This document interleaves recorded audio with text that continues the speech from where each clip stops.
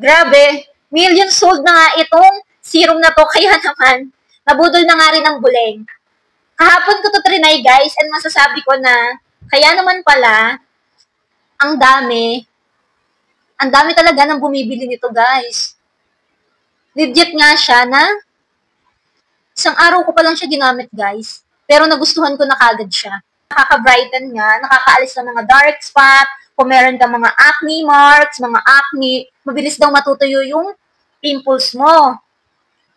Gawin mo lang is, i-apply mo lang siya dyan and i-massage hanggang sa ma-absorb siya. Tingnan nyo, ang dami kong mga pimple marks ngayon and so far, tumatahimik naman sila. So, ayan, ganyan siya guys. Kita nyo yung mga pekas ko.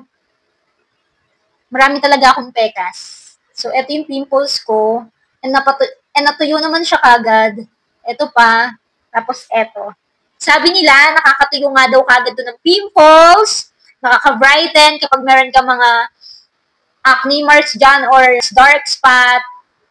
Maganda nga daw po ito dahil meron tong 5% niacinamide, hyaluronic acid, na nakakatulong sa atin para mag-brighten, mag-glow yung skin natin. Huy! Over 1 million sold na nga ho ito guys. Tapos, ang taas din ng ratings niya. Kaya naman guys, nabudol na nga rin ang buleng. So, kung hindi ka pa nabubudol, try mo na nga itong Dermo Republic Serum na to guys. Paggising mo sa umaga, para kang blooming. Ganun yung epekto niya. Huy! Pero titingnan ko pa kung mas magiging brighten, mas blooming yung face ko. Huy! So, balitaan ko kayo guys. Okay? Yun lang po. Thank you for watching. Bye!